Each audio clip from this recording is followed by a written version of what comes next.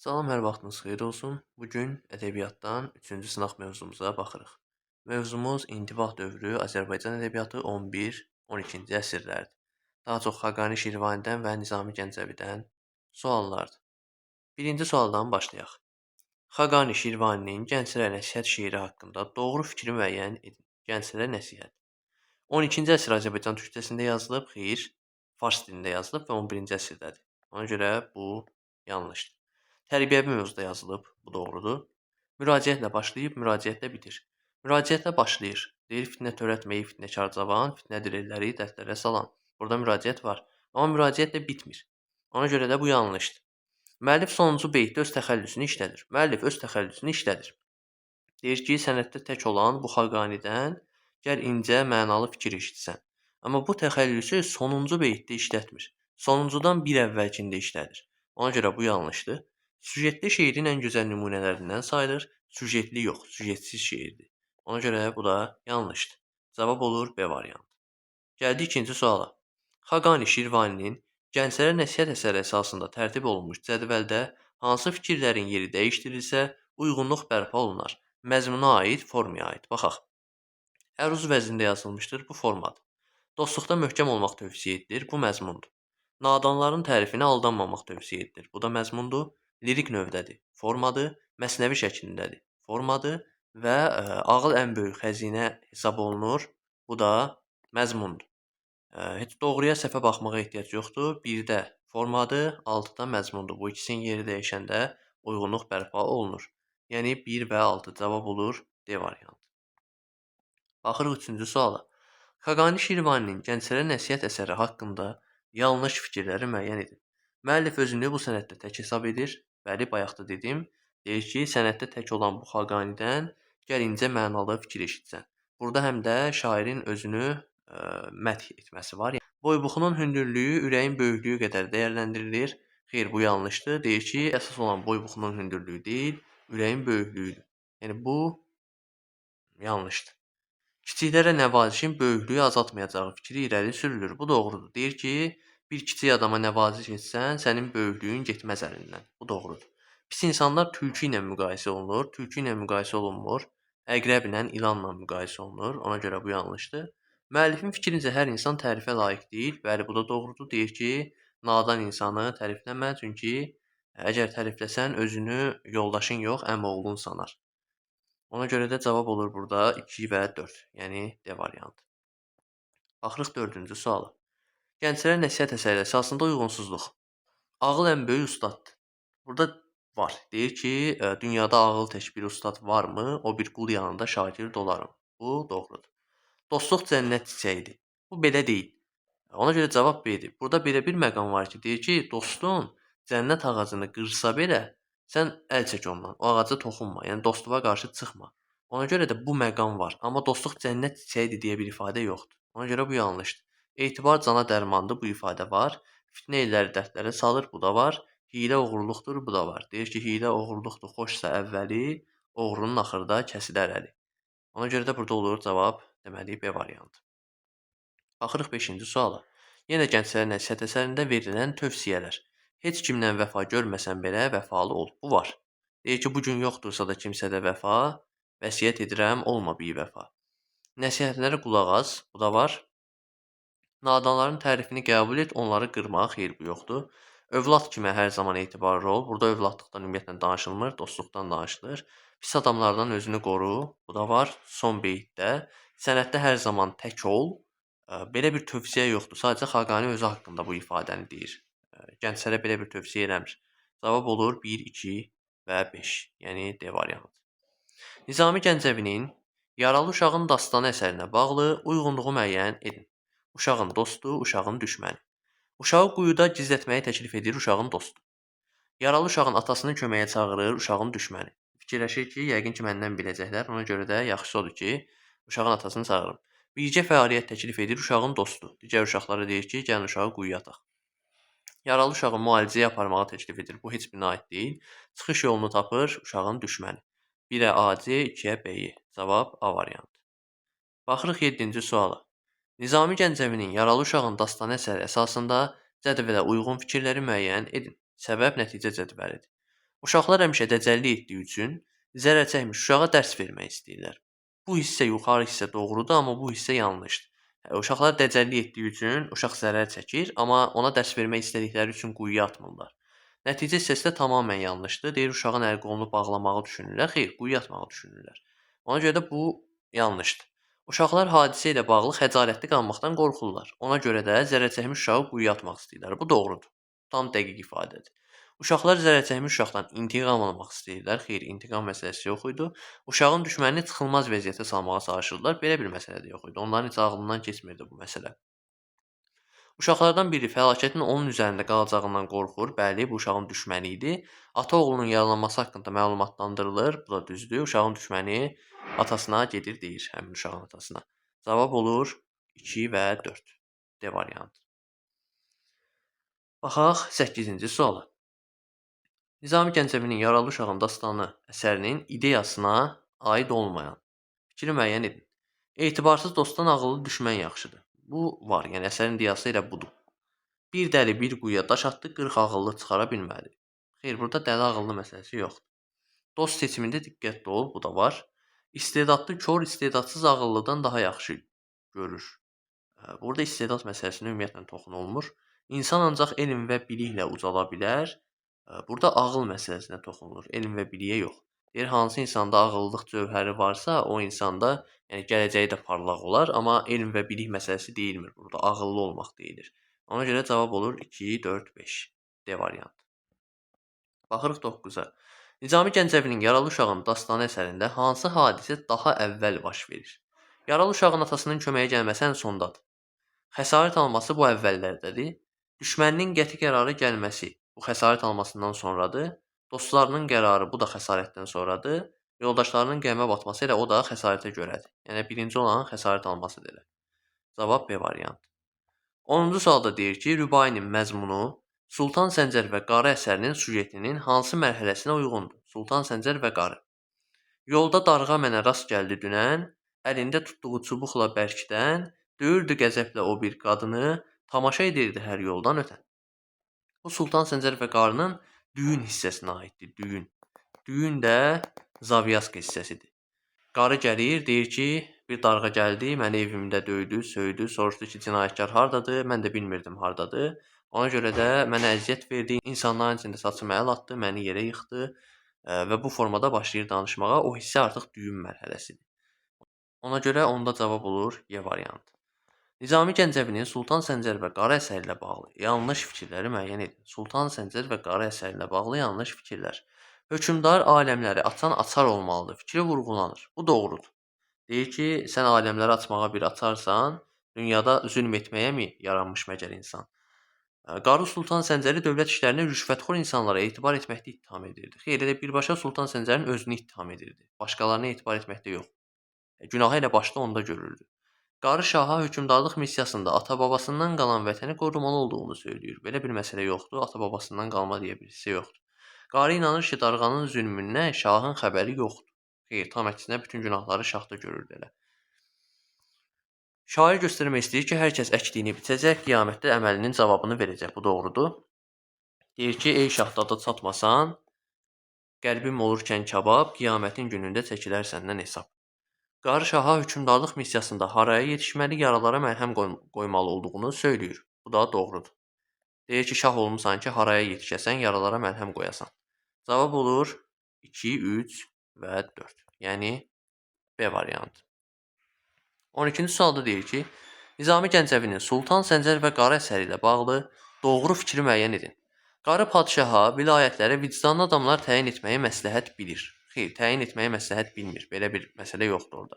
Qarı padşahın adamlarının soyğunçuluqla məşğul olduqlarını bildirir. Bu doğrudur. Padşahın Allahdan da üstün olduğu vurğulanır. Xeyr. Sultan Səncər qarının evində axtarış aparıldığından məlumatlı olduğunu bildirir. Sultan Səncər ümumiyyətlə heç bir şey bildirmir bu əsərdə. Biz Sultan Səncərin dilindən hər hansı bir şey görmürük. Sultan Səncər qarıya əziyyət verən darğanı edam etdirir. Xeyr, Sultan Səncərin heç bir hərəkətini də görmürük. Sadəcə olaraq qarı gəlir, Sultan Səncərin yaxasından tutur və şikayət edir, ittiham edir. Sadəcə bu hissə var. Cavab olur burada B variantı. 13-cü sualda deyir ki, Nizami Gəncəvinin Sultan Səncər və Qarı əsəri əsasında yanlış fikirləri müəyyən edin. Qarını cinayətkarı gizləməkdə ittiham edirdilər. Bu doğrudur. Darğa gəlir, qarına ittiham eləyir. Darğa sultana güvəndiyini bildirir. Belə bir şey yoxdur orada. Qarı şahı ətrafına vicdanlı əyanlar yığmağa çağırır. Xeyr. Qarı şahdan deyil, darğadan şikayətçidir, hər ikisindən şikayətçidir. Padşaha qarşı kəskin mövqe nümayiş etdirilir, doğrudur. Cavab olur 2, 3, 4. Yəni A variantı. Nizami Gəncəvinin Sultan Səncər və Qarı əsəri əsasında klasteri tamamlayan fikirləri müəyyən edin. Tamamlayan. Qarı padşahı qiyamətlə qorxudur. Bu doğrudur. Deyir, ey şahdada çatmasan, qəlbim olurkən kabab, qiyamətin günündə çəkilər səndən hesab. Bu doğrudur. Deməli bizə doğrular lazımdır. Doğru olanlar. Haqqını axtaran insan kimi təqdim olunur, doğrudur. Ölkənin abadlığını padşahın ədalətində görür, doğrudur. Özünə qarşı olan zülmü götürmür və darğanın edamını tələb edir. Edam tələb eləmir. Bu yanlışdır. Daha sonra padşahdan zülm deyil, ədalət gördüyünü söyləyir, tam əksinə deyir ki, mən səndə nə ədalət, nə mərhəmət görürəm. Mən səndə sonsuz zülm və əziyyət görürəm. Tam əksi. Ona görə bu yanlışdır. Şahın taxt yolunda verdiyi fədakarlıqları sadalayır. Bu da yanlışdır. Fədakarlıq yoxdur orada. Cavab olur 1 və 2. Yəni cavab olur B variantı.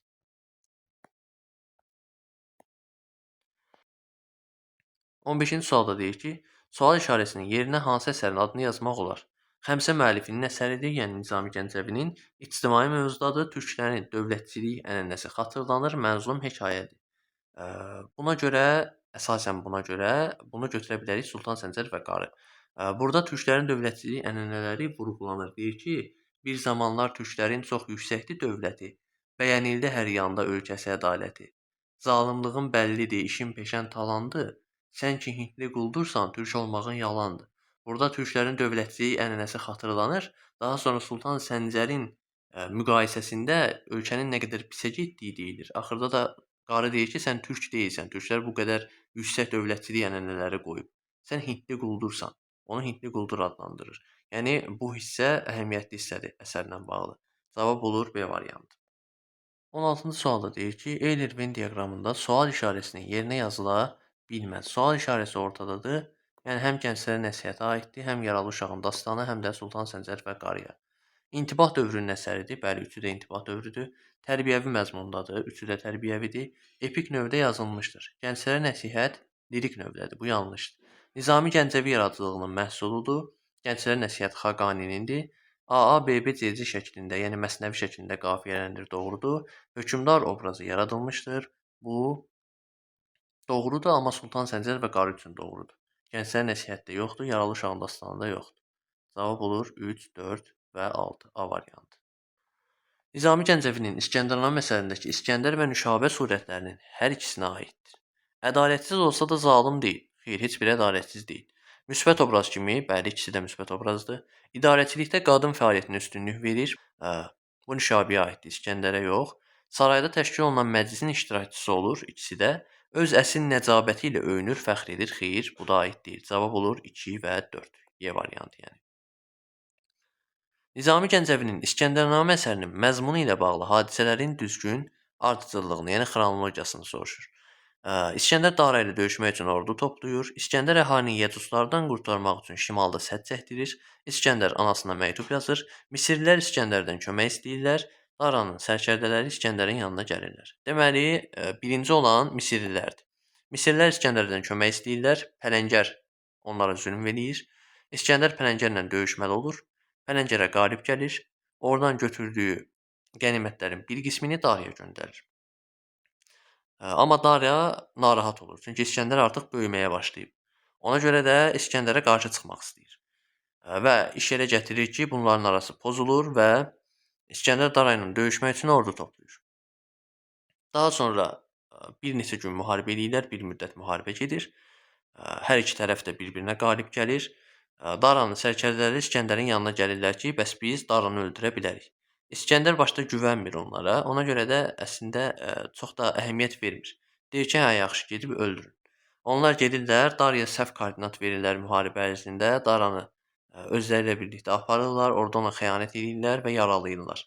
Daha sonra İskəndər gəlir, Dara ölüm ayağında olanda Dara ona vəsiyyət edir və İskəndər də ona əməl edir. Yəni bu hadisələrin ardıcıllığı belədir. Daha sonra İskəndər peyğəmbərlik verilir İskəndərə. Bu zaman Yəcuzlardan qurtarmaq üçün şimalda sədd çəkdirir. Bu artıq poemanın ikinci hissəsindədir və ən sonda ölüm ayağında olanda anasına məktub yazır. Yəni olur 4, 1, 5, 2, 3. A variantı. Nizami Gəncəvinin İskəndərnamə əsərinə əsasən yanlış fikirləri müəyyən edin. Ərəstu İskəndərin həm müəllimi, həm də vəziridir. İskəndərin müəllimi Ərəstu deyil, onun atasıdır. Bu yanlışdır, götürürük. İskəndərə Zəncə hökmdarı ilə döyüşməyə məsləhət görür, doğrudur. İskəndərə xərac verməkdən imtina edir, Dara. Xeyr. Dara İskəndərə xərac vermirdi, tam əksi idi. Ona görə bu yanlışdır. İskəndərə hədiyyə məqsədi ilə qızıl tac göndərir. Xeyr, belə bir şey yoxdur. Feyləqus, yəni İskəndərin atası. Dara ilə sülh bağlayaraq öz xalqının azad yaşamasına nail olur, bu doğrudur. Oğlunun təhsilinə önəm verdiyi üçün 7 Yunan filosofunu sarayına dəvət edir, bu deyil. Feyləqusa aid deyil bu.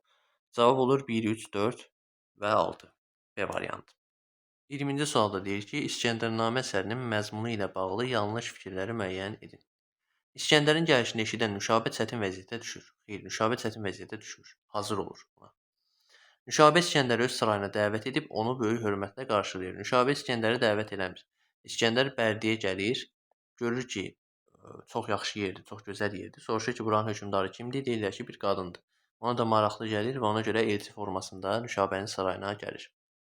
Görüşün sonunda İskəndər Nüşabə ilə sülh bağlayaraq ayrılır, bu doğrudur. Söz verir ki, sizin ölkəyə toxunmayacağam. Nüşabə İskəndərə unudulmayacaq ibrət dərsi verir, bu da doğrudur. Daşqaş məsələsi. İskəndər Nüşabəni Daranın əlindən xilas edir. Xeyr, Daranın əlindən xilas eləmir. Cavab olur 1, 2, 5. A variantı. Nizami Gəncəvinin yaradıcılığı əsasında cədvəldəki yanlış fikri müəyyən edin. Yanlış fikir. İskəndərnamə Dara İskəndərin üstünə qoşun çəkir. İskəndər Dara ilə müharibə etməyə məcbur olur. Bu doğrudur. Yəni bu götürmürük. Qarı evində döyülür, Sultan Səncər ittiham edilir. Bu da doğrudur. Uşağın düşməni hadisənin səbəbkarı hesab olunmaq istəmir, ataya oğlunun yerini göstərir. Bu da doğrudur, yaralı uşağın dastanına aiddir. Nüşabə İskəndərə dərs vermək istəyir, ona ipək üzərindəki şəklini göstərir. Bu yanlışdır. Nüşabə İskəndərə dərs vermək üçün daşqaş məsələsidir. Qarşısına daşqaş qoyur, deyir ki, bəs ye, o da deyir yemək olmur. Deyir yemək olmursa bu qədər müharibənin səbəbi nədir?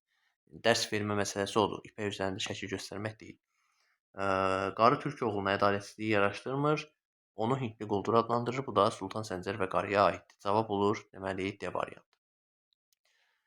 İskəndərnamə əsərində İskəndər hər yerin dovşanını elə o yerin tazısı tutar məsələni hansı hadisə ilə əlaqəli söyləyir. Bu o vaxt olur ki, Daranın adamları Daraya xəyanət etmək istəyir və edir. Özünü Yunandan Hində qədər əraziləri fəth etməsi ilə xeyr. Bərdəyə gələrkən Nüşabənin onu tanıması ilə xeyr. Daranın öz adamları tərəfindən xəyanətə məruz qalması ilə budur cavab. Nüşabənin onu unutmayacağı bir dərs verməsi ilə yox. Taxta çıxdığı ilk illərdə Daraya xərac ödəməsi yox. Bu da deyil. Cavab olur C variantı. Yaralı uşağın dastanının forma xüsusiyyətlərindən bağlı doğru fikirlər. Forma ilə bağlı doğru fikirlər. Epik növdədə doğrudur. Mənzum hekayədir, doğrudur. Yəni nəzmlə yazılmış hekayədir. Əsər atanın oğlanlara nəsihəti ilə bitir. Bu forma deyil. İbrətamiz bir hadisə təsvir olunmuşdur, forma deyil. İkilik şəklindədir, doğrudur, məsnəvi formasındadır. Dost seçimini düzgün etmək, bu da məzmundur. 1, 2 və 5. Gənclərə nəsihət əsərində müəllifin dostluq haqqında gəldiyi qənaətlər sırasında verilə bilməz. Az dostluq etmək, bu var. Deyir ki, çalış az dostluq et, etsən də əgər dostluqda möhkəm ol, sözdə mötəbər. Bu var. Dost üçün tikanlı da olsa güllər əkmək. Dost üçün tikanlı da olsa güllər əkmək yoxdur belə bir şey. Dost yolunda cənnət ağacını da qırmaq. Xeyr, cənnət ağacını qırmaq yoxdur. Deyir ki, dostun cənnət ağacını qırsa da sən o ağacdan əl çək. Get sən qır demir. Ona görə bu da yanlışdır. Dostluq edə bilməyənləri yanına almamaq. Bu var. Deyir ki, dostu qovanları alma yanına, yoxsa gözün ağlar bu əhvalına. Ona görə bu yanlışdır. Daha doğrusu doğrudur, götürmürük. Dostun üz döndərdiyi adamdan üz döndərmək. Bu da var. Dostunun qardaşı ilə qardaş olmaq yoxdur. Cavab oldu 2, 3 və 6. Nizami Gəncəvinin Sultan Səncər və Qarı əsəri ilə bağlı doğru fikirlərdir. Qarının ittihamlarından nəticə çıxarılır. Biz nəticə çıxarılırmı, çıxarılmırmı onu bilmirik. O hissə verilmir. Qarı Sultan Səncərin qüsurlarını üzünə desə də onu şahlığa layiq bilir, xeyr, şahlığa layiq bilmir. Qarı hökmdarı insanların ahından qorxmağa çağırır, bu doğrudur. Padşaha hökmdarlıq missiyası ilə bağlı məsləhətlər verir, doğrudur. Deyir ki, sən hökmdar olmusan ki, haraya yetişəsən, köməyə çatasan. Orada məsləhətlər verir.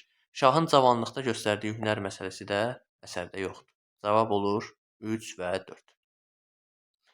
İskəndərnamə əsərindən gətirilmiş nümunədə hansı bədii ifadə vasitələri işlənmişdir? İfadə deyilsə avtomatik 2 çıxır, 3 çıxır. Çünki bunlar təsvir vasitələridir. İskəndər gülərək söylədi cavab, gizlində qalmağı sevməz afitab.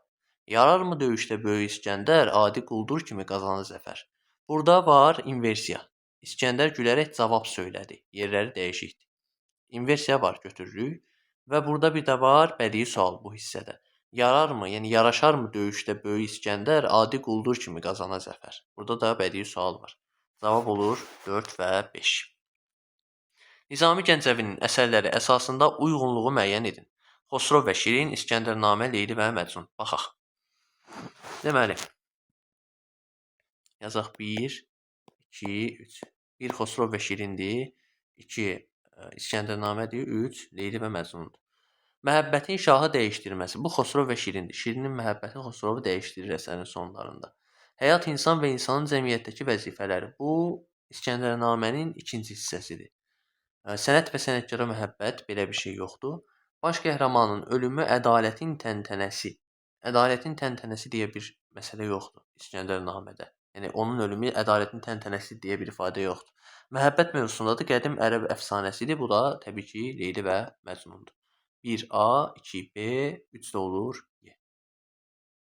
Gəldik mətnə. Fitnə. Bəhram Şah öz mahir ovçuluğu ilə öyünməyi sevərdi. Lakin şahın kənizi Fitnə onunla razılaşmazdı. Bu ovçuluğu illərin qazandırdığı vərdiş hesab edərdi. Bir gün yenə Fitnənin şahın məharətini vərdiş adlandırması hökmdarı qəzəbləndirir.